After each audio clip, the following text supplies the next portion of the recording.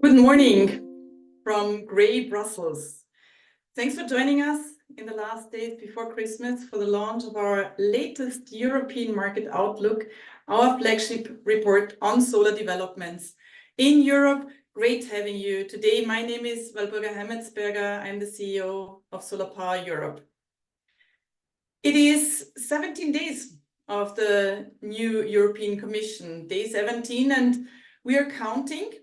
As within the very first 100 days, Commissioner President Ursula von der Leyen promised some very first proposals to get Europe back on the competitiveness track.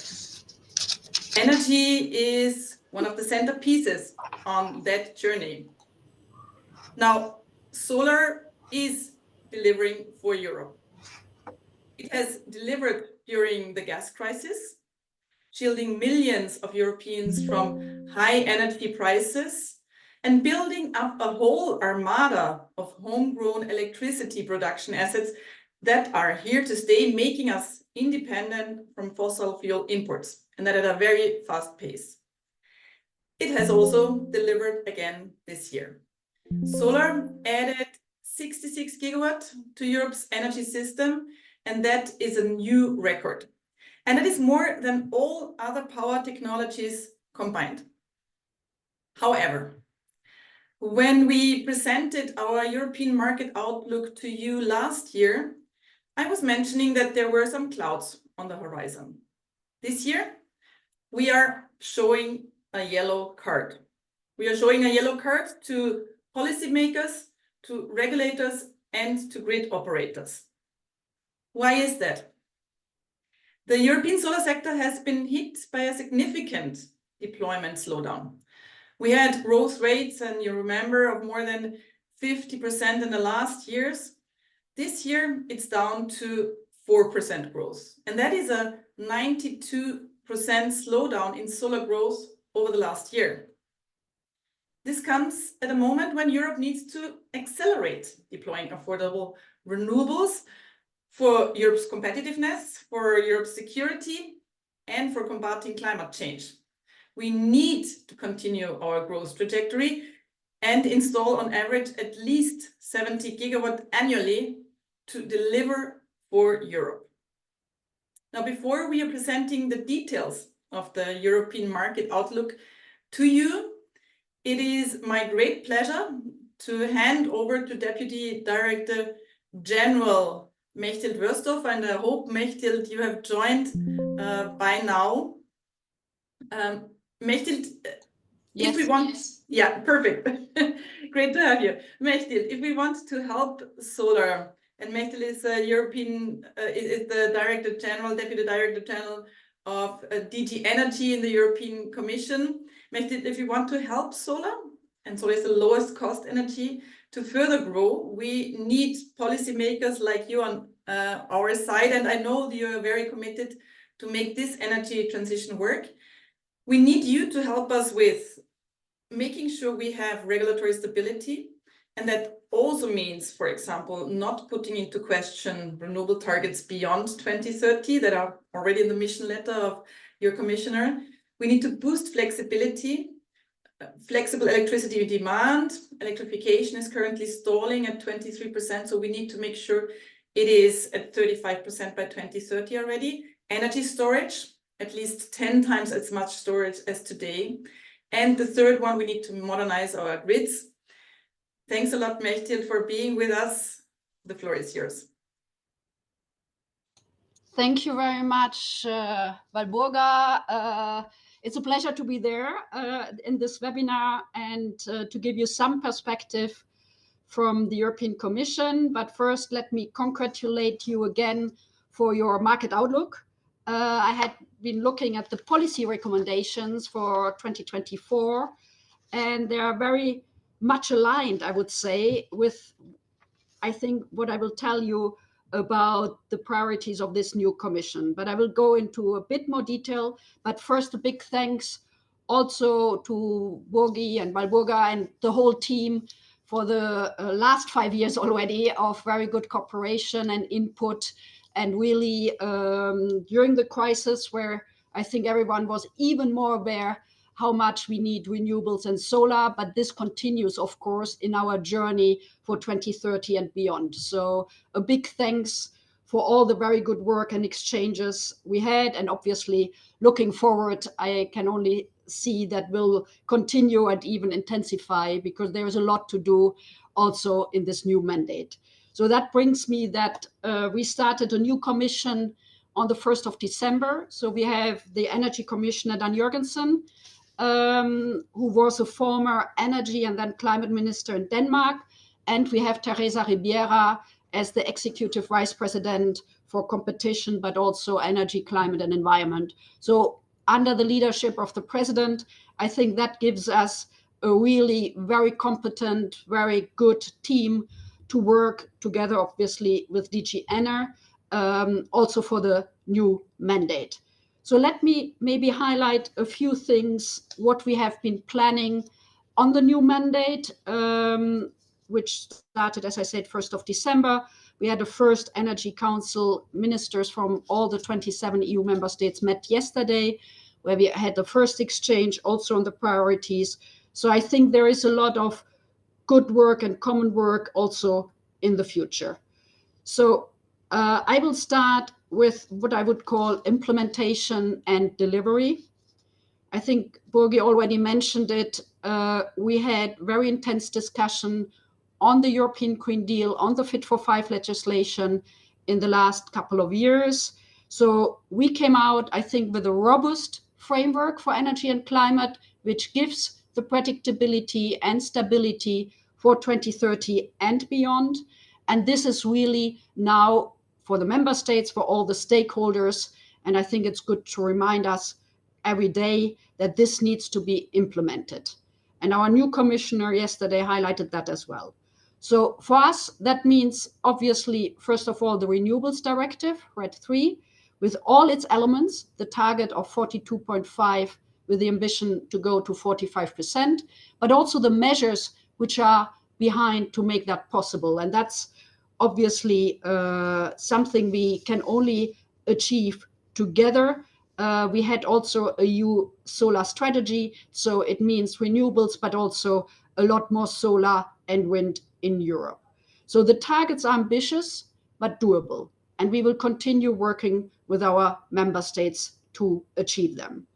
Linked to that, we also have the Energy Efficiency Directive, but also the Electricity Market Design Reform, which was also adopted last year and also entered into force already. And in that electricity market design, I think as a package together, we really want that electrification, and I come back to that, will continue to grow, but that we also give a little bit more signals on medium and long term and propose and promote PPAs and contracts for difference in the future for companies and for member states to act, to give a bit more predictability. These are the key elements of our Fit for 55, the Renewables Directive, the Electricity Market Design, and all the others attached to it. So I think to deliver and make it happen is really something we need to make sure all together. As you have mentioned, we have seen record years for deployment of wind and solar in the EU in 2022 and 23. I would also say in the first year, half year of 24. But we really, and that's also part of your recommendation, we really need to continue that trend and don't let it go, if I may say so, because we see a growth rate which has been a bit slower than in previous years. So really, I think we need to speed up. And together with the target, one of the key obstacles, which you know, which is also covered in the Renewable Energy Directive, is permitting. So there are new rules which member states had to implement already, and we are pushing them hard to do it, which allows for one-stop shop, for tacit agreement, for overriding public interest for renewables, all key achievements which were not easy to obtain when we had the negotiation on the Renewables Directive, but which member states now have to implement again. And we have some good countries or some who have started timely implementation, and we see first good results, like in Germany for once, and also we need to push others. And we really want to accelerate renewables, not only for the sake of renewables and climate, but also for security of supply, you mentioned it, but also for growth and competitiveness. And this is really something we will continue to push and see that it's happening. And if you have any issues here, I can only tell you from SolarPower Europe, if there's anything we can do together to push member states or regions in doing more. I think we have achieved that renewable energy environmental protection should be both part of the solution. We are pushing renewables, wind and solar, with the overriding public interest. But if you see that it's not working or something, I think we need to work together. There are a lot of other things in our legislation to implement, like solar rooftop installations, which are part of the Energy Performance of Buildings Directive, the renewables acceleration areas, but also agri-PV. All those are important elements to be implemented all over Europe, and this is the priority for the new mandate as well. So this is the whole package of delivery and implementation, which is the first big priority also for this Commission. Secondly, you mentioned it, we will come out in the first 100 days, and we have obviously already started working on it, what we call a clean industrial deal, an affordable energy action plan, and an action plan to phase out completely Russian gas imports. All three have directly or indirectly a relation to solar. And I would really underline that solar is competitive. So everything around energy affordability, which we are discussing right now in the action plan, solar can play a key role. Phase out Russian gas, of course, we need more renewables and domestic energy sources, but also the Clean Industrial Deal. We need to strengthen manufacturing and industry in Europe. So while we are preparing for that in the first 100 days, Clean Industrial Deal, affordable energy, and also phasing out Russian gas imports, I think that is where SolarPower Europe and others can come in and are part of the solution. The next steps, what we are also preparing, which goes hand in hand, and you mentioned it, is the electrification action plan and flexibility. If I would summarize what we heard yesterday in the tour de table, in the interventions by all EU member states when they were discussing with the new commissioner, Dan Jurgensen, the priorities for this mandate, I think everyone spoke about the need of flexibility. And that means, as you said, more storage, more grids and interconnectivity, and more electrification. So this is really the focus where we can exchange. I know you have been already working on some solutions, but this is something really we want to boost. You say that electrification is something which has been stagnating in the last 10, 15 years. So we really need to boost electrification up, I think you said 35% by 2030. So we need really to have more electrification in sectors like industry and buildings. And here, I think you have joined an alliance with other industrial sectors. So we very much welcome this input as we are preparing for the electrification action plan, which will really look at barriers which are still existing for access to electricity in industry and households, and why we are still using fossil fuels for heating, transport, and other energy, how to replace it, how to electrify it. So this will be definitely something we are pushing a concrete action, which we will prepare for 2025. So your input here is really absolutely needed. Linked to that is, and it's already covered in our legislation, but how to make it happen is all non-fossil flexibility solutions that can be storage. You mentioned it, much more storage needed, but also demand response. When we speak, and this is a recurrent topic in our discussion about high energy prices. I think the first thing is to look at system efficiency, how to really make it better work, supply and demand, look at ways to look at demand response, renewables, integration, and storage. And I think we have already in the existing legislation, we don't need new legislation right now, the means to make it happen. And that is also something we discuss with member states. As I said, affordability and energy prices will be something which will need to be delivered, but also, as you said, grids. We have, in this mandate, had the Grids Action Plan. We have seen some progress, but much more needs to be done also to incentivize both transmission system operators, but also distribution system operators to push and use the existing grids, but also develop more grids, so grids can become an important source of flexibility in the integration of renewables. So this will be, I would say, the priority after implementation. Priority number one, to look and prepare the electrification action plan, to use flexibility and make it happen together with stakeholders and member states when it comes in the implementation, and really look what is eventually still obstacles and how to overcome them in the. And third, I think what is also in your recommendations of the market outlook, and you highlighted it, is also manufacturing and industrial policy, how to keep manufacturing in Europe, in the EU. We have started with a Net Zero Industrial Act, which includes a benchmark of production capacity to cover 40% of demand in 2030.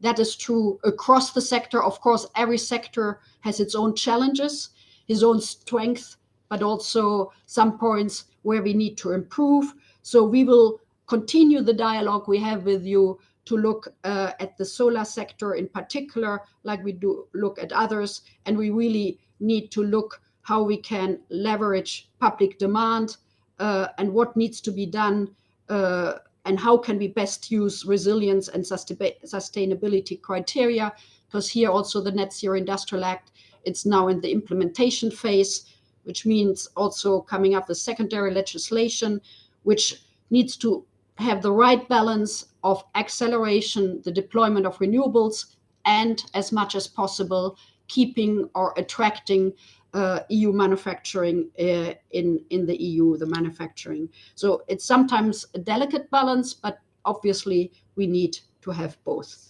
So I think these are the main priorities in a nutshell for the new Commission: implementation and delivery, looking at electrification and flexibility in particular, manufacturing inside the EU. And you also mentioned 2040.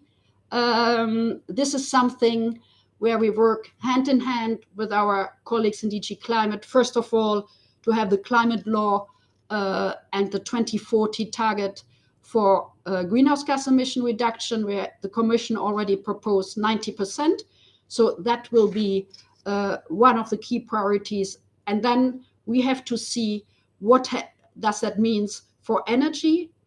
And as you rightly mentioned out, and the Commissioner was really quite underlining that yesterday also in the Council, in his mission letter, he has been asked to look and propose a renewables target for 2040.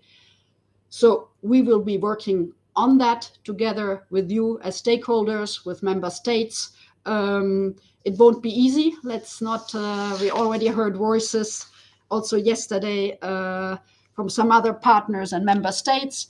We don't want to have a renewables target in competition with any other energy sources like nuclear. It should work hand in hand, but we see really the bright future of renewables and flexibility also for 2040 and beyond, because we have the climate law and becoming climate neutral by 2050. So we need to put all our actors together to work on competitiveness, on affordable energy, on clean transition, on security of supply, and jobs and growth and all together. So these are the challenges ahead. There's a lot on the table, but I think it will be interesting and it will be a good work ahead. So thank you very much for listening, and thank you very much again for your recommendation, very timely, and a lot of good material and a lot of very good input where we can go deeper in one or the other fields.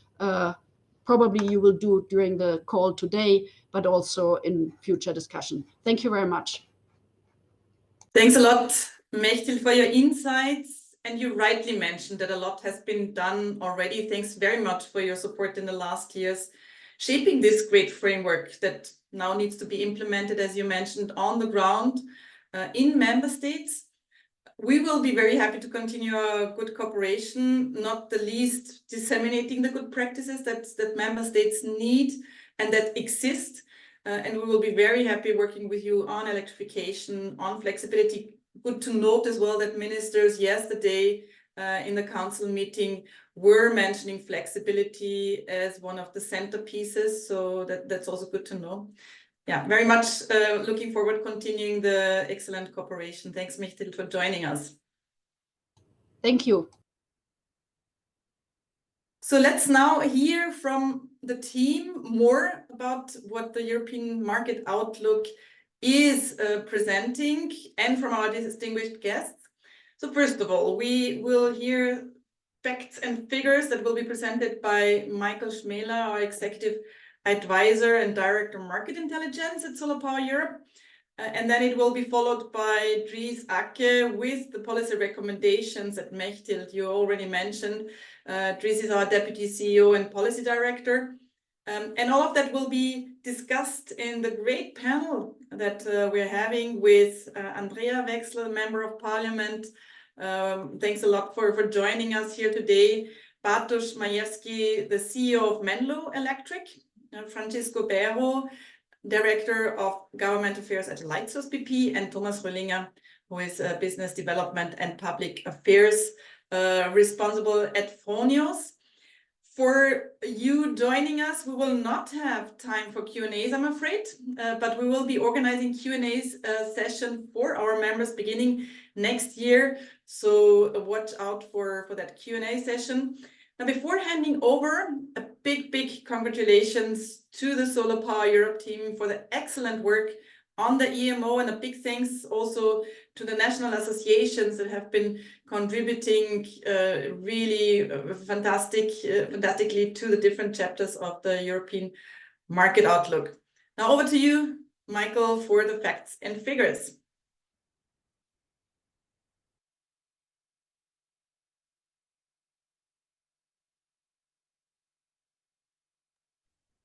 Please unmute, Michael. Okay, thanks. Okay, so much to talk about that I forgot to switch on the micro. Thanks. Okay, we talk now for the next 20 minutes markets before Dries takes over to talk policy. And I would like to, next slide, please. First, also continue on what Walburga has said. A big thank you to everyone who contributed to this report. First of all, of course, to our sponsors who make such things possible, but also to the associations who contributed also a lot for the content. We have the Gigawatt Markets chapter in the report where the national associations contribute their view, and which makes, I think, our reports also very valuable, as it is actually not only our research, but also other views that are being reflected. I would also say thank you a lot to the team, because this report is not only our thickest, and I'm not talking only about quantity, but I'm also talking about the abundance of facts and figures that we've created in a new design. So when you download it, you will see that hopefully you'll find it as appealing as we do. Okay, so Walburga already mentioned it's rainy today in Brussels, and if we look at 2024, it was, at least from our perspective, we were maybe somewhat spoiled with the growth rates over the last few years. Also rainy in regards of installations. If you want to, next slide, please. Remember 3 figures from this report. I would actually give you these 3 here on hands. We did grow, that's good news. We grew much less, and we also had a record year, so we never installed as much solar in a year than in 2024. The growth was much lower than it was in the previous years, 1 digit, 4.4%, lowest since 2017. But, and that's also a good news, but at the same also a warning. If we look into 2030, we will install, at least that's what we assume today, 816 gigawatt of, or will have installed 816 gigawatt, which means we would meet the 750 gigawatt target of the EU. At the same time, and I go later into this 1816 gigawatt is means a strong reduction to what we had foreseen before, 7% decrease compared to our previous outlook.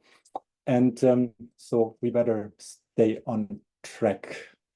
Next slide, please. Okay, if we go into the details here, you see that during the energy crisis, the market grew by between 41 and 53%. We have had even one stronger growth rate that was between 2018 and 2019 after the trade barriers were lifted, and some other measures also happened. The market even doubled. That was 100%, over 100% growth. But that was after a several year-long dry phase. So, and the market was much smaller, so that it was obviously easier to grow that quickly. But we already mentioned it. I think there's one number in the room. So we did grow by 4% year on year, from 62.8 to 65.5% in 2024. But that means at the same time that the growth decreased by 92% compared to before. But that's on growth. Nevertheless, I think that's a dramatic figure. If we look at the next slide, we see also something which is new to the sector, and this is the widening gulf on the one hand between investment and on the other hand between growth. The steep reduction in PV module and component prices with the slowing of the EU markets in 2024 have simply resulted in a decline of the solar sector's revenue pool, and that was minus 13%. So while we could see still last year, when we already saw dramatic price decreases for solar modules and other components along the value chain, still see some growth at least near to deployment. It has flipped this time. Simply, the market growth was not enough to compensate for these continued declines where we've seen another, after we saw 50% module decreases in 2023, we saw another 20 to 30% decrease in 2024. And this meant actually a decrease in the revenue. Next slide. So when we look at the 10 different markets, the 10 largest markets in the European Union, we actually see little changes compared to the year before. So the 3 leaders stay the same. 2 countries are new. On the one hand, Greece ranked 7 and Portugal on 10th place, while Sweden and Belgium are out of the top 10. And maybe the biggest surprise was France, which now is in the 4th rank and grew quite a bit. after something we've been hoping for quite a while and finally happened. What's also new, so in order to get into the top 10, you needed this year at least 2 gigawatt of newly installed capacity, while last year 1.5 gigawatt was enough in order to be part of this group.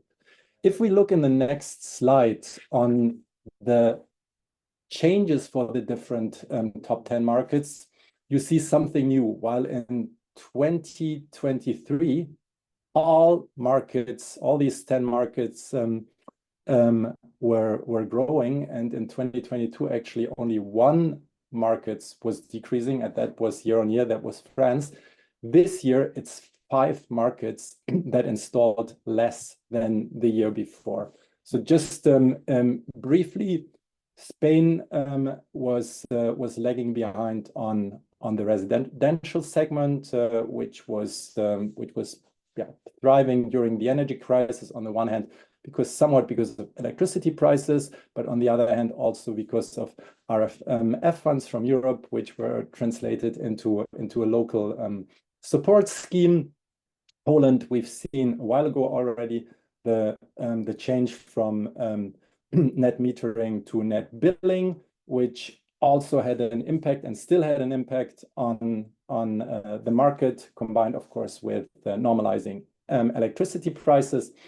And then we saw the Netherlands, where finally also there's news that net metering will be stopped still in 2027, but there's no clarity what comes next. There's of course also space issues and somewhat of saturation issues also in the residential segment, so that the Netherlands decreased actually most. We also saw decreases in Austria and Hungary. Hungary also a change in subsidies and support schemes, and in Austria it was also a market reduction that was mostly pronounced in the commercial and industrial segment.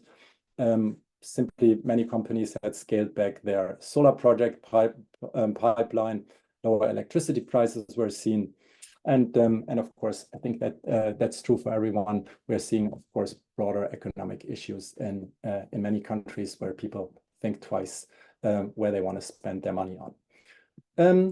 In the next slide, we see what was installed in total in the EU in 2024 in the preceding years.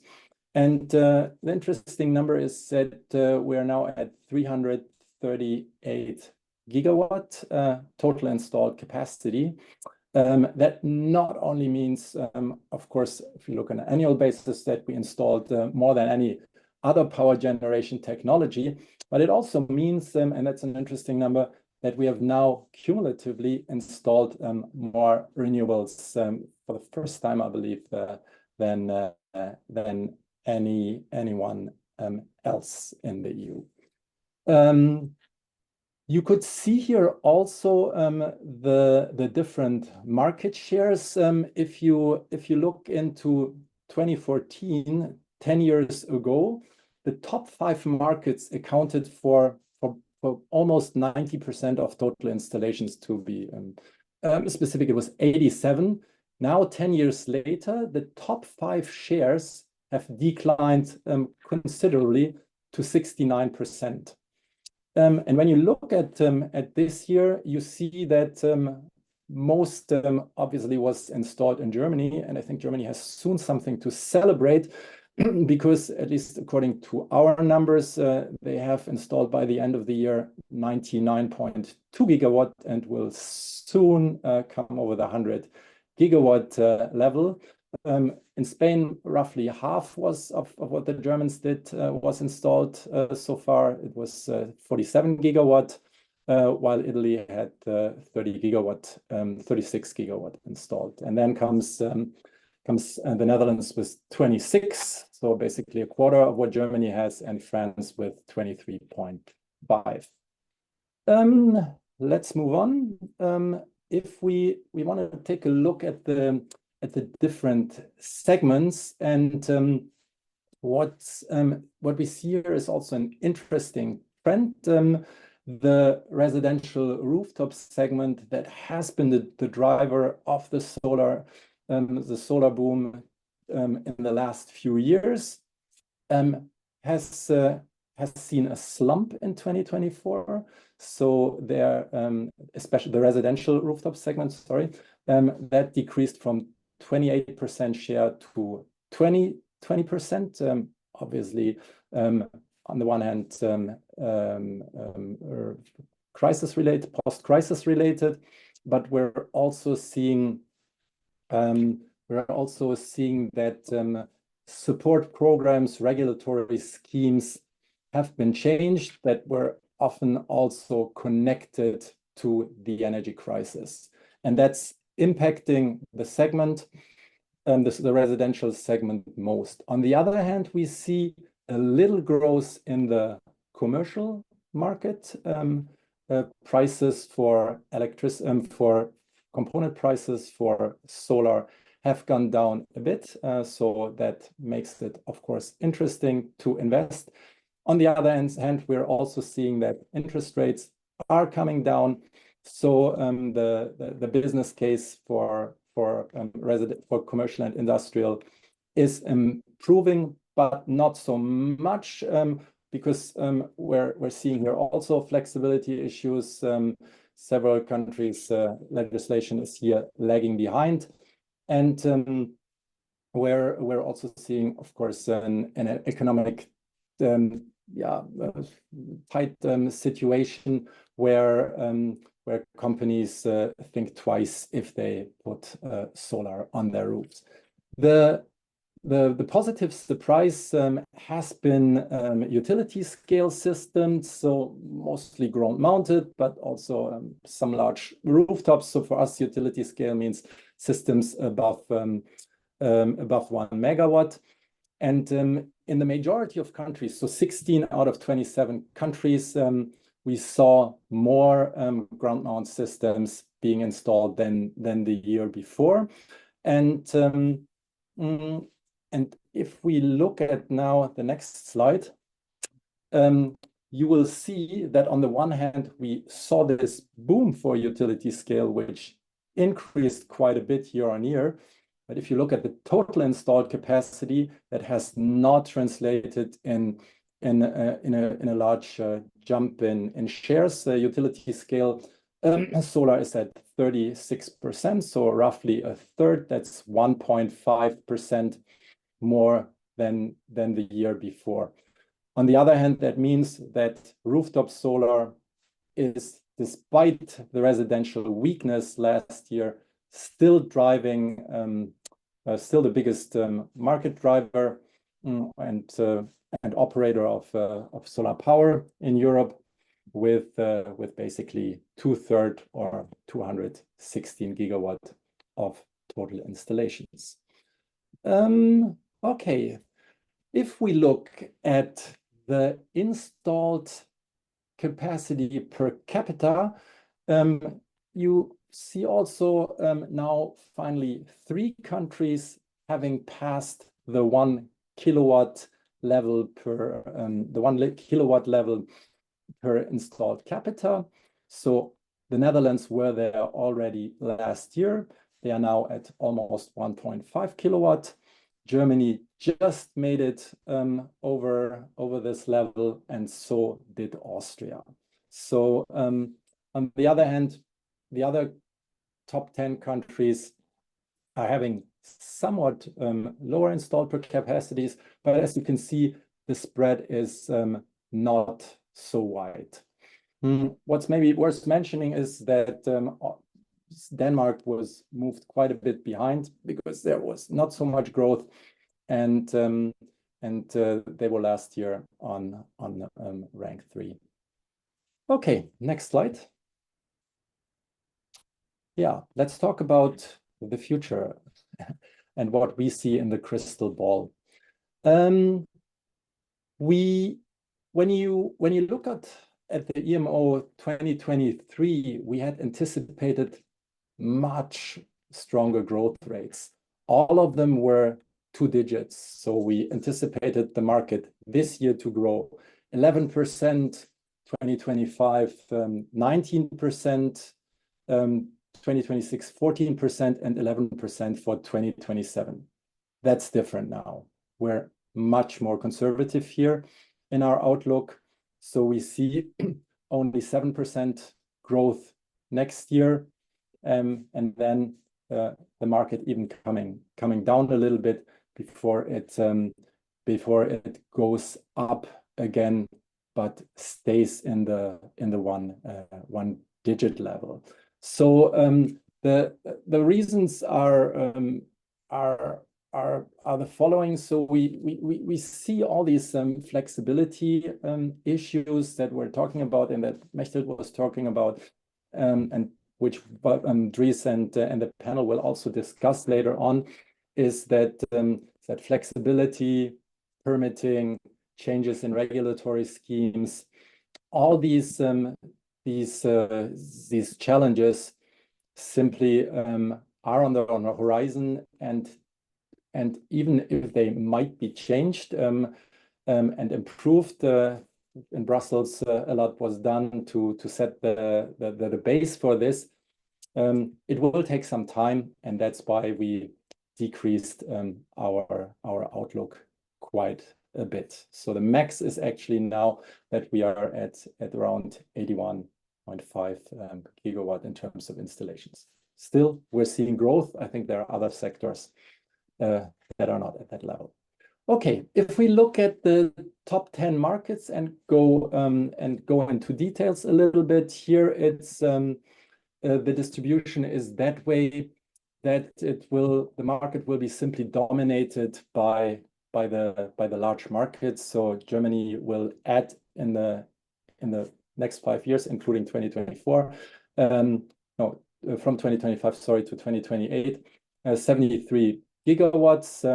Half of that will be installed in Spain, while Italy and France, which are currently also the top 4 markets, will also be close to the 13 gigawatts. All other markets are under the 20 gigawatts, so Poland, Netherlands, Romania, Greece, and then we're going into the one-digit numbers, Austria, Portugal, and so on. So again, we have here also decreased our assumptions quite a bit. Just to give you maybe an aggregated number, the top 3 markets, so that means Germany, Spain, and Italy, will add in total 140 gigawatts, which will represent almost half, 46% of the EU's new solar capacity. So a lot on the shoulders of the big 3. If you add France and Poland, so all top 5 markets are expected to install around 60%. Next slide. Okay, so the good news is, if we look at installations over the next few years, is that in 2025, the REPowerEU target of 400 gigawatt DC, the EU talks about AC numbers, it's 320, so that's translated into DC is 400 gigawatt, will be reached. We assume that just slightly, but it will be. So if our medium scenario comes to fruition, we will have 408 gigawatts of total solar power capacity feeding into the grid. And even if the worst case or the low scenario comes to reality, we would still be close to the REPowerEU target. That's the interim target. We talk later about the 2030 target, but you can see here that growth is increasing quickly. So in 2 years, in 2027, we will exceed the half terawatt level and then continue. Next slide, please. Let's also look at the rooftop versus the utility scale market. in the coming years. We do see continued growth for both segments, actually, more or less. I think there will be a little slump in 2026 for rooftops in terms of growth shares, but in general, I think compound annual growth rates are 4% and double that high, 8% for utility scale. Still, if we look at absolute numbers, the rooftop market will remain larger than the utility scale market, although the utility scale market is catching up. In our previous survey, we were actually more optimistic.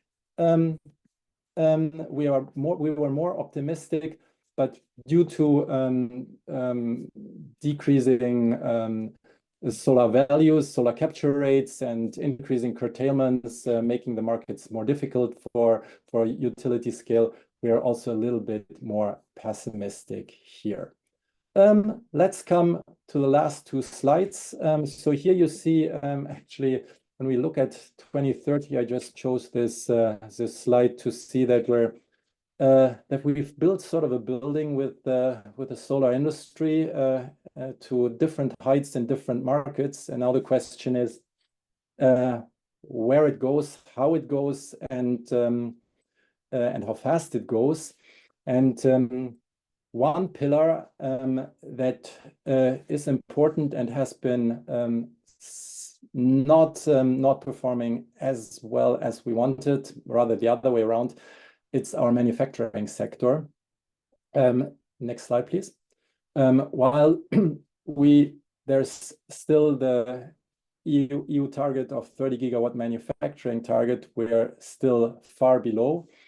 Inverters are the only segment which meet that, but all the others are lagging behind. And if you hear the recent news about consolidations, closures because of competitiveness, companies letting people go, it doesn't look so good at the moment. So let's see. We have some promising companies recently from the Innovation Fund money.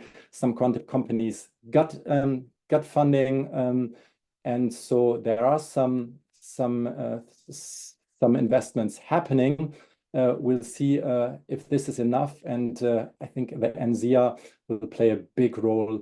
The Net Zero Industry Act will play a big role in making that happen, if it can happen. At the moment, it doesn't look too good. Final slide. This is our forecasts, low, medium, high scenario until 2030.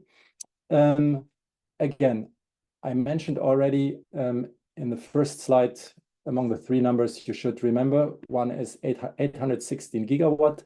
So according to our analysis, that's the capacity that will be installed by 2030. That's still higher than the 750 gigawatt target of the EU. It's also higher than the less ambitious NECP target from the member states. But two things. First thing, we have decreased our outlook by 8% or 74 gigawatt in the last 6 months. So that means in our global market outlook, we were still believing that 890 gigawatt would be installed. So if we have to actually revise our numbers at that speed, then the 750 gigawatt target is in danger. You can already see that in our low scenario. Our low scenario anticipates around 650 gigawatts to be operating in 2030, and that would mean that we would miss the EU target by a whopping 100 gigawatt. I have now Dries taking over to talk about the policy recommendation that we're not moving the downward path, but rather upward. Dries, the floor is yours. Yes, let's hope so. So thank you, Michael, for running us through these numbers. It's really an impressive work from the team. I don't still understand how you do that in such a short period of time. So really good, it's really amazing. And I think the message is quite clear. Yeah, we cannot just rely on current market forces to deliver the energy transition at the pace required. We need policies. We need enabling frameworks. And we don't just need it for the sake of the solar sector. If you go to the next slide. We also need it for Europe's prosperity, for Europe's competitiveness, Europe's security, for combating climate change. I mean, just look at these numbers. They come from a study we did earlier this year, Mission Solar, that really tell a good story. So it clearly shows that renewables, together with electrification and flexibility, substantially reduce total energy system costs and greenhouse gas emissions. On the total system cost, if you look at the left side, we can save up to 30 billion euro just by 2030, so very soon, and 160 billion euro by 2040, compared to a business as usual scenario. And most of these cost reductions actually come from a reduction in fossil fuel imports and spending on that. So clearly there's an alignment between energy security agenda and the competitiveness agenda. Renewables, flexibility, and electrification really serves both purposes. Also on the greenhouse gas savings, so the right hand graph there, an additional 151 million tons by 2030 saved, and an additional 555 million tons by 2040. This is how we close the gap between European emission and the current national plans. So that's why all of this is important. That's why we need to talk policy. And let's now, on the next slides, dive into some more of the details. First message we want to give, and we have 5 in total, is implementation. Implementation first, regulatory stability. You've heard it from the representative from DG Enner. European decision makers have taken strides and done good work on providing stability for renewables, for electricity market functioning, for solar PV on rooftops. Investors are now betting on having these rules implemented. That's what they expect. That's what they need for the certainty. Of course, implementation also is not just a passive transposition of law. It also needs to be supported by public funding. So we also need a European public funding program. First of all, by aligning existing European funds with delivering 2030 targets. We should not have contradictory funding from the public side.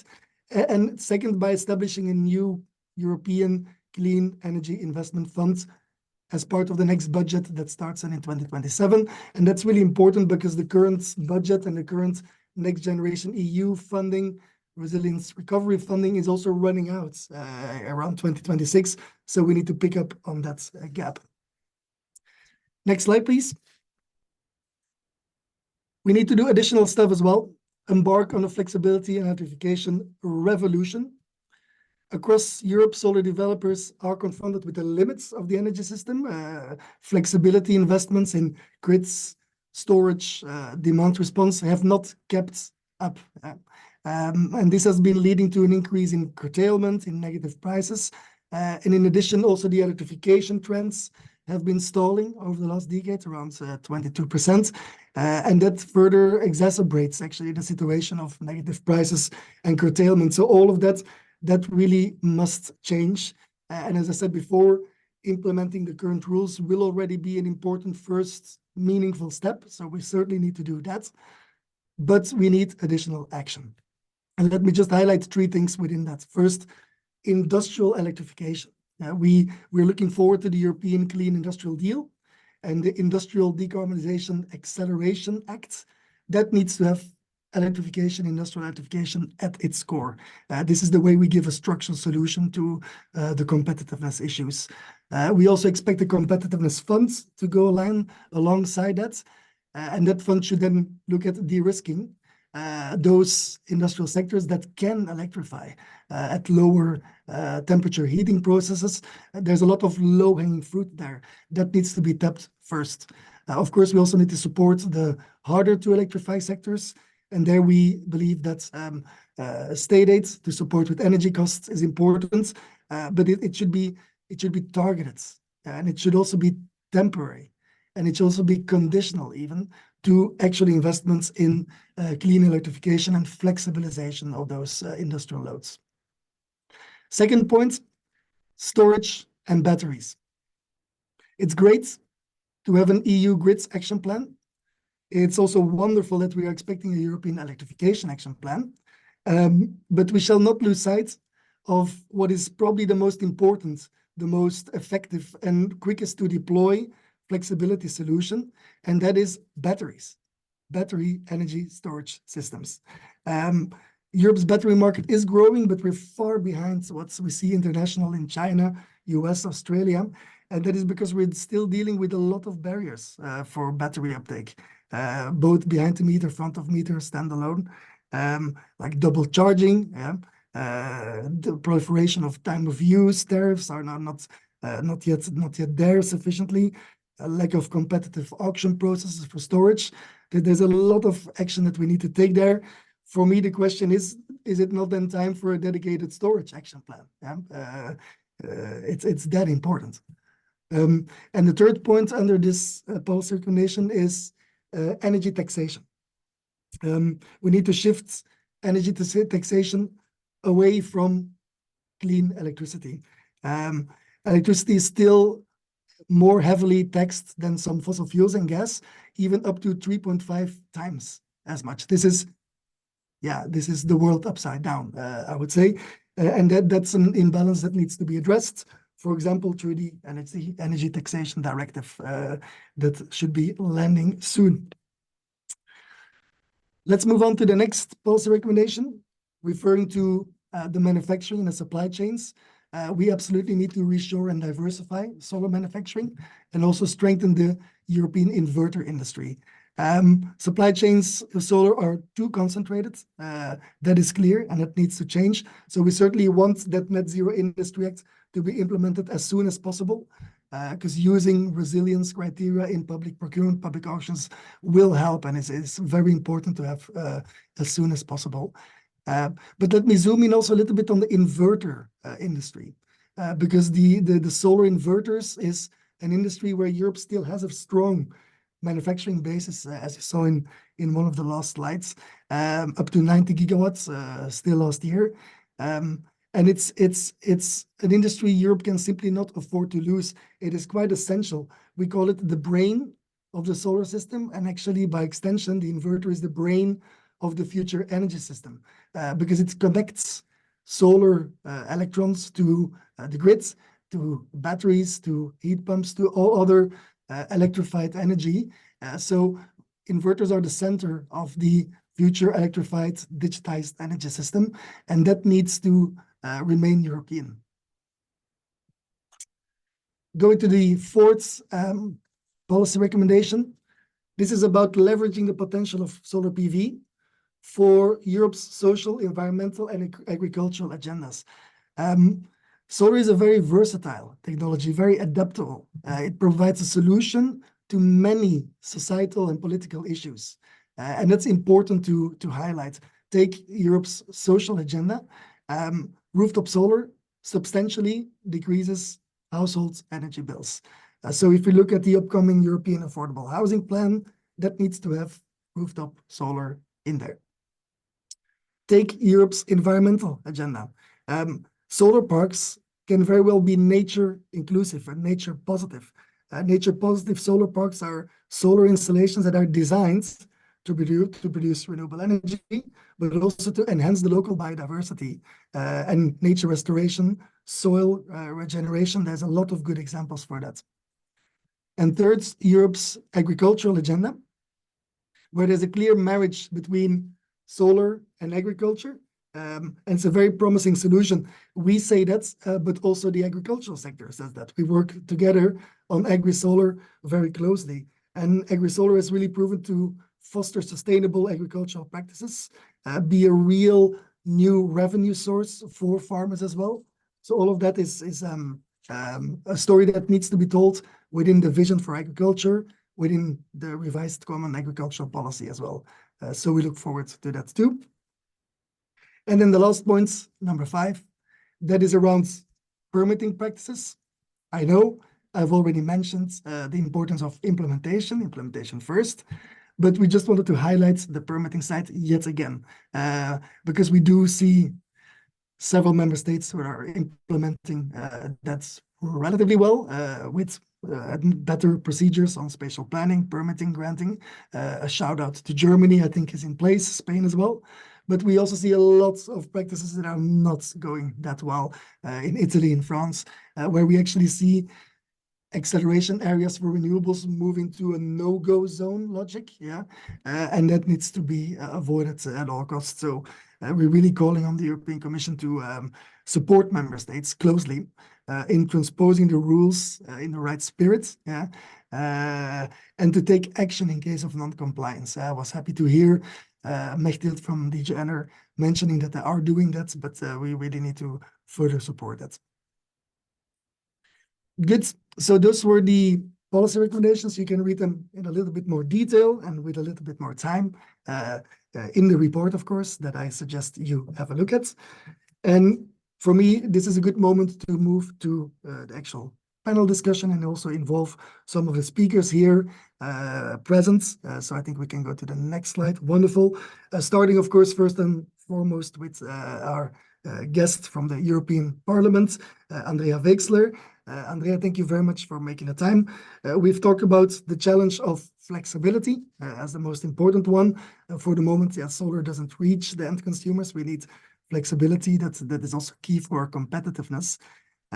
So the question to you, does that vision of more electrification, more renewables, more flexibility for competitiveness, does that align with your vision? Does that resonate with you, Mrs. Weixler? Yeah.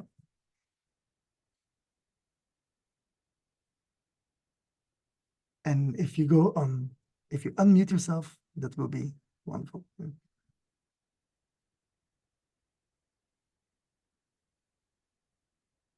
Still muted from my side.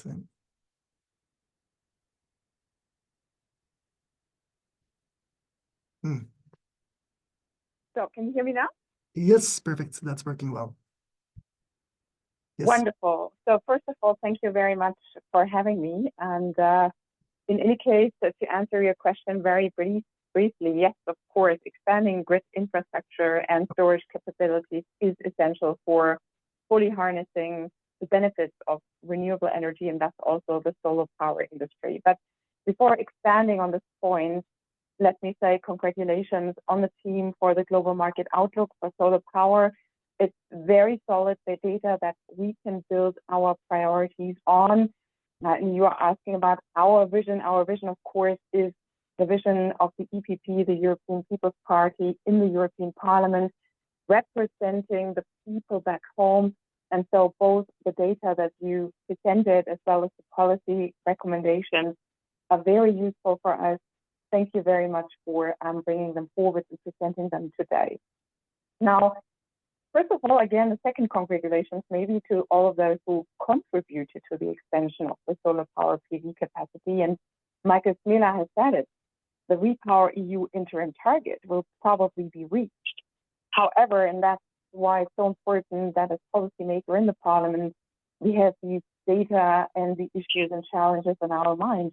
We need a strong and growing sector. And what is alarming is that we've seen the market growth has slowed down. Michael Smela has presented a 92% decrease in solar PV capacity growth. That's very alarming. And so looking at the larger perspective of what we are supposed to deliver to the people, which is security and energy security, meaning phasing out Russian imports, there are enormous challenges we need to meet where the solar power industry plays a major role. The second challenge, and you asked me about, does this align with our vision, is not only security and energy security for the people, but it's clearly accomplishing the targets of the Green Deal and the decarbonization targets, which are at the core of the politics. When I talk to my colleagues in the European Parliament, they come back from their member states where we've seen enormous floodings, wildfire this year, So people realize that we really need to stick to the Green Deal and we need to accelerate in order to achieve the climate target in 2050, or even the 42.5% of energy consumption from renewable sources by 2030. Another clear mandate we have in the European Parliament, in the vision where the solar power market plays an enormous role, is the European competitiveness. And you've mentioned it, and your prior speakers mentioned as well. What we see is that most of the global market expansion is driven by and in China, and Europe has to address enormous dependencies on imports, and we need to strengthen our own industry. We need to keep jobs in Europe. We need to diversify supply chains, because what we can see as well is that by 2030, China's annual manufacturing capacity for PV is expected to be twice the level of global demand. So we need to make sure that, you know, in this market of overproduction, European manufacturing capacity has its role. We do need the clean industrial deal and manufacturing capacities in Europe in order to keep innovation and security in Europe. What is important as well for me as member of the European Parliament is whom do we actually talk about? We talk about energy for European people. And it has been said before that the Affordable Energy Action Plan is about to be published by the Commission in January. If you look at the data of last year, just to pick one data, we saw that in Ireland in 2023, household electricity prices increased in the first half by 37%. So the issue of affordable energy is one of the prior focuses that we have for the people in Europe, for the enterprises in Europe. And of course, the solar power industry has an important role to play. In order to achieve all this, our vision focuses clearly on implementation, stability, investment stability, strengthening the European manufacturing base, focus on constructive dialogue on the electrification action, on grids, on interconnectivity. But I would like to mention one element as well to contribute to the debate that has been done so far. There's one element that hasn't been stressed substantially in the discussion so far, and that's the issue of digitization. I do believe that we need to think Green Deal and digitization, the digital deal together, and that digitization has in the need for flexibility in the grid, in the need for integrating rooftop solar industry, integrating the voters, the consumers into energy production has a very important role to play. We saw in 2022 that the Commission adopted a Digitalizing the Energy System EU action plan. I think we need to build on that in order to make the energy consumption, to help consumers to increase the control over their energy use, their energy production, their energy bills by using new digital tools and services. So this is one additional element. And if you look upon the discussion we've had so far and the data that has been presented, yes, it aligns very well with the vision the Parliament and the European People's Party work on when we take digitization to the table. Thank you. Thank you, Mrs. Wexler. That is very well noted. Thank you for raising that. And it is certainly something that we're looking at very closely because it comes with a lot of opportunities in making the system work better. And it comes with new questions around cybersecurity that we're very active on in SolarPower Europe. So thank you for raising that. Very good. Moving on, also bring in some of the other panelists, and we're really very grateful to have some leaders in the European solar sector here, starting with Bartosz Majewski, who is the CEO of Menlo Electric. Menlo Electric, the fastest growing PV distributor in Europe. Bartosz, if I may ask you, like the numbers indicate indeed a slowdown in the residential markets in several countries. Can you shed light a little bit on the dynamics behind that? Is it a consequence of normalizing electricity prices, or is there more to it? Is there also impacts of changes in policy? What's your message to policymakers, Bartosz? So thanks a lot for having me, Dries. It's a pleasure to be able to participate in this conversation. First off, let me share a little bit of a concern that I have regarding our solar market in Europe. So the 4% growth year on year in volumes and a decline in investment begs that question if we may be facing a peak solar for Europe. Of course, the picture is very different if we add storage, but I definitely do share your diagnosis, the yellow card that you have given, and the concern that I also feel for our industry. Now, as for the residential segment, that's something that Michael shared in one of the charts. Very interesting. The residential used to be one of the three equally important engines for the transition to solar in Europe, contributing roughly 30% and sometimes even in excess of 30% of the solar deployment in every year. This year definitely is very different. So residential solar has declined to 20% share, overtaken by utility, which has had a very strong year, and CNI, which was doing okay.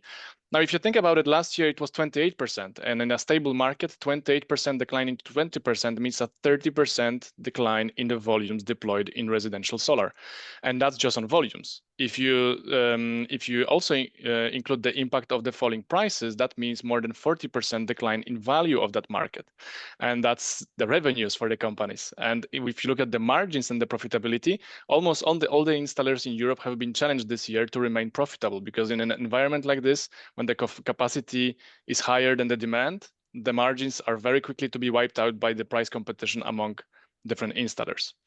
Now, this is just a picture on the European level. If it does get even more interesting if you look on a more detailed level on a country per country data. So the Netherlands declined in volumes by 60%. Again, decline in volumes by 60% means decline in value of 70% or more. So this is why the industry has been really struggling in this region. And I think this is an experience that's also being shared by many distributors and installers alike in Belgium. So why is that happening? A very interesting question. So I come from Poland. Poland was a country that experienced its residential boom before the current wave of residential growth rolled across Europe after the invasion of Ukraine by Russia and the spike in electricity prices. This is actually when Polish residential market declined. So it experienced its best years in 2020, 2021, and then first half of 2022, when all over Europe residential was picking up, Poland experienced a decline of roughly 60 to 70%. And why was that the case? That was mostly driven by regulation. So prior to Q1 2022, Poland enjoyed a net metering scheme that made it very easy to explain to potential investor, so a household owner, what the business case for solar is, because an installer would come to you, and this market is inherently very fragmented. So this very typically we're not sophisticated financial engineers, but they would be able to explain to a household owner that at the moment you're paying a certain amount of money every month on electricity. You can replace that with interest on a loan you're going to get from a bank, and I'm going to get to that in a second, which you will repay over 6 to 8 years, and after that period you will no longer have the electricity bill, and you will no longer have the interest to pay on a monthly basis, the monthly installment. So that was a very easy value proposition to understand by the installer, and something very easy to understand for the household owner. When it was replaced with net billing, it became way more complex and way more difficult for the installer to understand and to model what the value proposition is, and for the household owners to really understand and digest and commit money to. That was also impacted by the funding. So the financing that was available through banks in a period of high inflation and high interest rates was no longer as competitive and no longer made for such a compelling value proposition. So what is the learning for all of us here now that we see this kind of decline also happening in other European markets? Frankly, that means that we have to turn to other kinds of players to help us explain to household owners what the value proposition behind investment in solar is. This market is and will remain very fragmented. That's just the nature of it. We've seen the emergence of some big installers, but big installers have this unfortunate trait or characteristic that as the scale grows, as soon as the market slows down, they're stuck with the old cost, with the fixed costs, and they can no longer compete with more flexible, more agile, smaller players. So this market will remain dominated by smaller players. These smaller players are struggling now to explain what the value proposition is for the residential owners, because you have to explain the flexibility, you know, the trading on the battery and the variability in wholesale markets and so on and so on. It's just way too complex. So we have to find a way and we have to see an emergence of players that will be able to take that risk from a residential owner, manage it profitably, and trade it in the established markets, so the electricity markets, the flexibility markets, and so on and so on. The installation companies will not do it for us. I don't believe that will happen. Mm-hmm. So that's one thing. Second thing is the financing. So as I mentioned, in Poland, we had the benefit of banks providing very easy to arrange, easy to sign loans with attractive interest rates in the heyday of Polish residential market. This is no longer available with the higher interest rates. Of course, we do see some major installers raising money, even with some very low interest rates. I think NPAL, the recent raise was at a 4%, a little over 4% mixed WACC across equity and debt. But again, this is just one installer. Even if they're a major installer, it's just one player in a market that's very, very diversified and very, very fragmented. So we need to see players emerging in that space that will provide attractively priced funding for the residential homeowners. If we can see that, so if we can actually go to the residential homeowner and through the relatively unsophisticated local installers explain to them what's the value proposition, you know, you will be paying that much for the interest, you will be receiving that much for the services that you're going to be providing through to the grid, for the flexibility services and through trading, and we make it an easy and to understand and compelling value proposition, we will see a resurgence of residential market. Otherwise, I don't think we will be seeing that anytime soon. Terrific. Thank you, Bartosz. Very clear. We really need to kind of make sure we explain it better, the new value proposition, because of course net billing is useful, is important to get to for the grids, to make sure solar serves the grids. So in that sense, we need to really make sure that those communication channels are open to consumers, because the value proposition clearly is there. Just maybe less clear to people. Thank you for that contribution. I'm going to move on to another segment, which is of course really important for solar, which is more the utility scale segment, bringing in Francisco Berrao from Lightsource BP. Lightsource BP is one of the biggest utility scale PV developers in Europe. So Francisco, I was raising permitting issues at the end. Implementation of acceleration areas is maybe not what it should be. Can you give some examples from your point of view on that? What would you say policymakers should do to help with that, Francisco? Thanks, Dries, and good morning, everyone. And thanks for having me, and congrats to the team on the report. Very comprehensive. I share your question how Michael does it, but well done.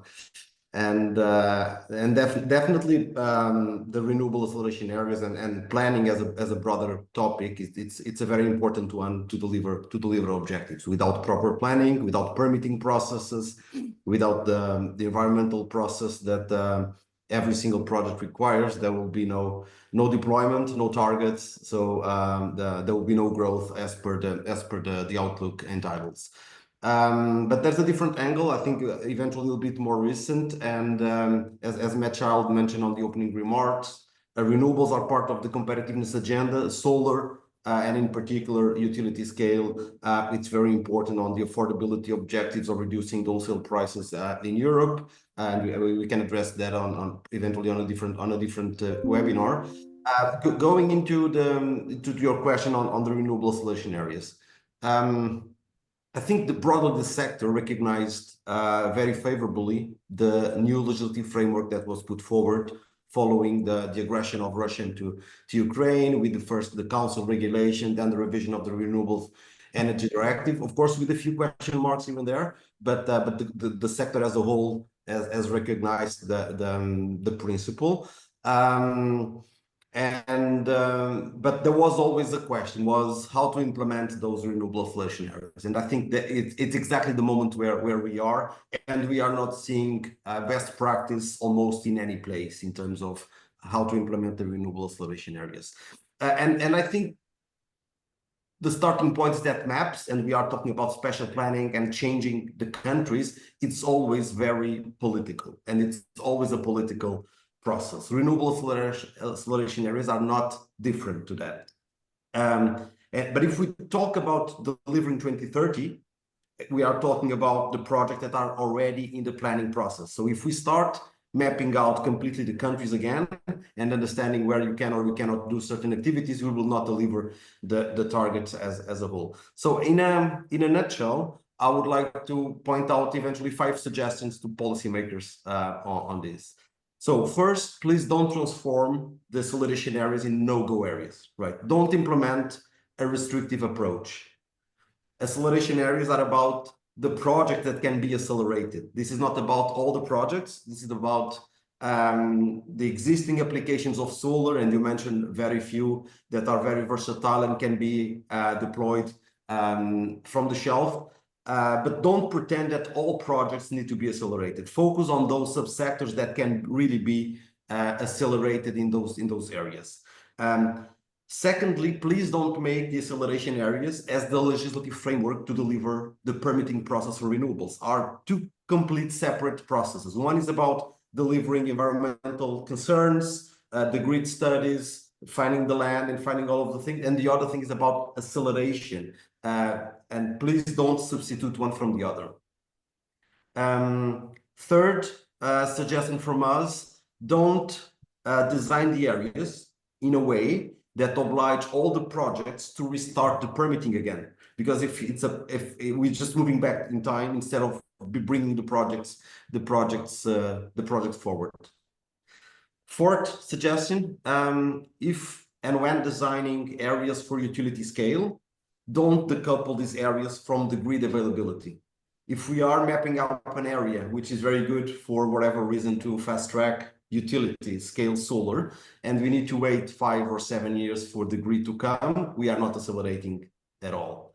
And finally, I know permitting authorities should also recognize the broader energy ecosystem and not just looking into the individual projects. So if they can bring multi-technology projects, the projects that bring flexibility, solar and battery together, as referred yesterday on the council meeting by several member states, I think it will be a great way to go. Final note, resources. I know the permitting needs resources. Having more resources will eventually accelerate much more than having the renewable acceleration areas.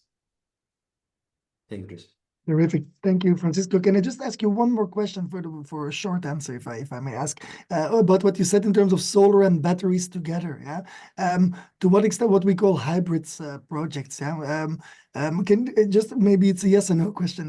Yeah. I mean, is this becoming mainstream practice in the industry in companies like yours to combine solar with batteries for better optimal use of the grid connection, stable influx in the grid? Is this becoming a mainstream practice, Francisco? Absolutely, it's mainstream. It's well understood by everyone. It's a proven technology. It's desperately needed by the market. So it's definitely mainstream. I think the EU needs to accelerate a little bit things as well. We are losing a little bit on the competitiveness angle compared to Australia or the US, where the markets are bumping but accelerating a lot. As per SolarPower Europe report, if you bring solar and utility and the storage together, price will decrease. I think it's 25%. So there's also a competitiveness angle in there. There are good indications on the market design regulations about the low carbon flexibility frameworks, but much more needs to be done. More marketplaces, different services will require different clients, but the storage can provide grid services and energy, and those markets need to be there for the investors to come in. Thank you, Francisco. Very good. Let's move on and let's shift gear a little bit because we'd like to bring in here now Thomas Rühlinger from Fronius. Fronius being one of the largest European inverter manufacturers. And we already mentioned it. We talk about the importance of inverters, the importance of also having inverters European manufacturing base to maintain that, because we're still strong there. Thomas, can you just talk a little bit about the situation and what is crucial for Fronius and for the European inverter manufacturers to get this done, to strengthen the European inverter manufacturing base? Thomas.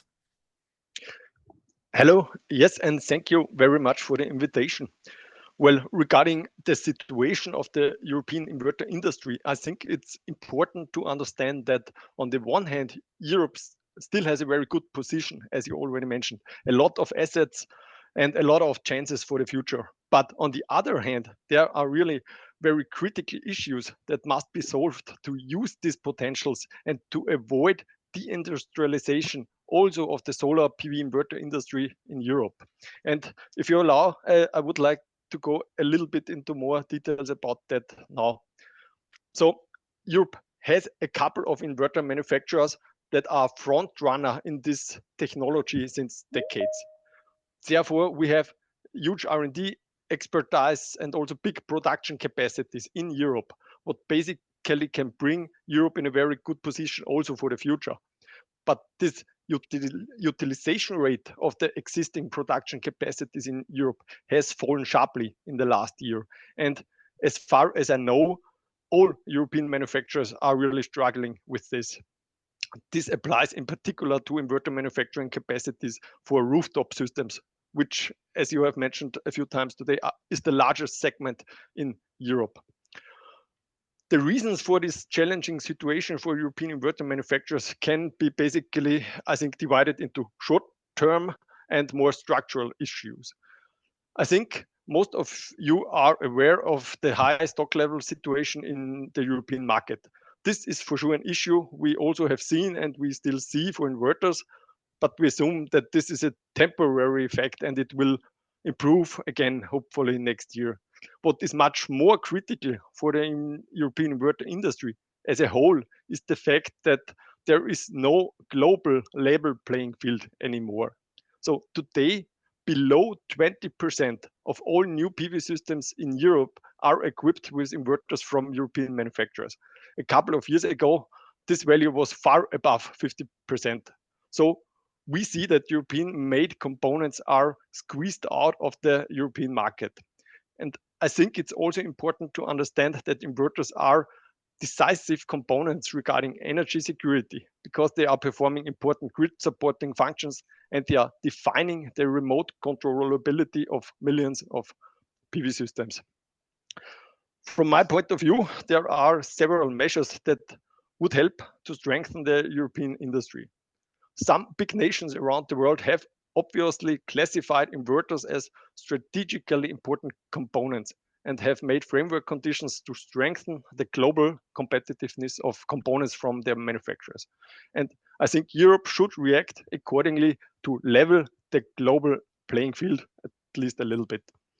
On the demand side, the use of components with high contributions for European value creation should be rewarded, similar like local content bonuses some countries in the world already have.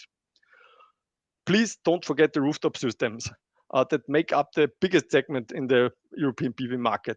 In our assessment, measures such as those defined in the Net Zero Industry Act will primarily have an impact on large-scale PV systems because they are often implemented via public auctions and so. But we think the impact for rooftop systems, especially for the residential systems, for example, via the Article 28, these other forms of public interventions will be quite limited. And yeah, last but not least, there should be more awareness that having a strong European inverter industry is also important for European energy security, resilience, and sovereignty. And more attention should be paid to the aspects of European data and remote control sovereignty. That's it. Thank you very much. And I'll hand back over to you, Teresa. Thank you very much, Thomas. Very clear messaging there. And may I also just to close the panel conversation, go back to Frau Wegsler. You've been so kind to stay with us and to listen to the contributions from the solar sector leaders here on the call.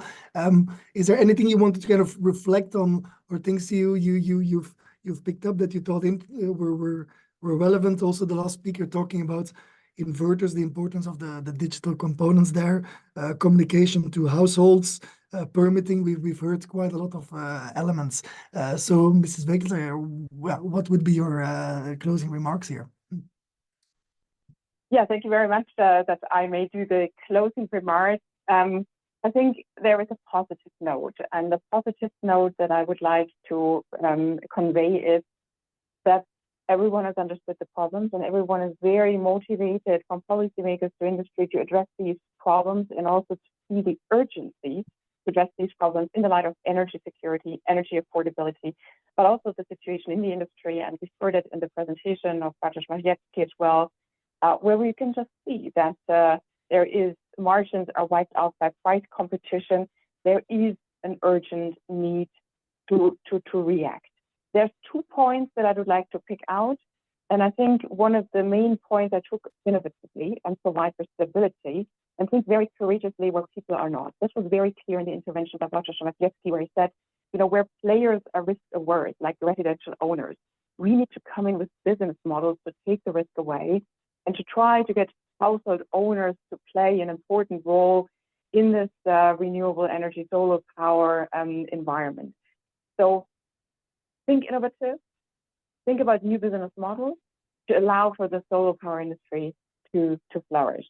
The other point that I would like to raise that we've not touched upon too much is that we really need to take an integrated approach where we think grid expansion, manufacturing capacities, innovation, together with storage solutions. It's not one or the other, and it's not yet another action plan that we need in terms of storage, but it's thinking this as an energy solution together. And this is sort of the next step from Dr. Majewski's intervention of, coming up with solutions for consumers, for the industry, where things are that are complex. And one of the interventions said, well, it's way too complex. We need to find a way to make it easy and trivial. And that's why I do think we need to think storage, solar energy together. And we need to be very open when it comes to storage solutions. It's not just battery storage. There's thermal energy storages, there's green hydrogen storages. So we need to think the solar power industry together with all storage solutions. And when we take the energy and the fact that we are presented today by SolarPower Europe together, I think we've got the right impetus, the right energy in the next couple of years to come to success. At least you can count on the members of the European Parliament. We are deeply committed to this success, and thank you very much for having me today. Well, thank you very much for taking the time. Many thanks for the closing remarks. Excellent. So this was the end of the panel. I realize we're a couple of minutes over time, but I'm giving a virtual applause to the panelists, and I'm sure the other participants are doing it as well. And with that, handing over back the word to Walburga, our CEO, for the closing remarks for this webinar. Walburga. Thanks a lot, Dries, and thanks a lot to everyone who has been joining. Thanks to the great panelists. Thanks, Ms. Wexler, for joining us from the European Parliament. So for me, it's just about to close. We have been hearing the latest figures and also the policy recommendations and all that needs to be still done to keep solar on the growth path. It is necessary. We've been showing the yellow card to policymakers, to regulators, and to grid operators. There's a lot of work ahead of us. The sector is ready to deliver. Now we also need to make sure that we have the right framework conditions in order to be able to deliver. Again, thanks very much for joining us. I still have a couple of things that I would like to share with you. First of all, it would be great for those who are not members yet if you would join us. If you join us, there's a multiple set of benefits that you will get. Not only are you supporting to boost our sector, to boost your business ultimately with the right framework conditions for solar, but there's also very tangible advantages for your business. You get the full data set of this European market outlook. And as I said already in the beginning, we will be organizing a webinar for Q&As on the data, on the market outlook beginning of next year. There's also a couple of events that are coming up. we will have our flagship event, the Solar Power Summit, beginning of next year, 26 and 27 of March. Very much in the flexibility in the spotlight. Let's flex is the motto of our Solar Power Summit. So please join us there. There is also another event coming up earlier, the Solar Quality Summit. That's in Barcelona, and that is in February. So that is beginning of February, 18th and 19th of February. And the last announcement I have is that I would like to thank again all our sponsors that made the European Market Outlook happen. Thanks again also to the national associations for your great contribution. And the last thanks again goes to the team for the excellent work, for having such a great European Market Outlook also this year again. Thank you for joining. Please join us again at one of the next events or one of the next webinars. Great having had you here. Have a good day.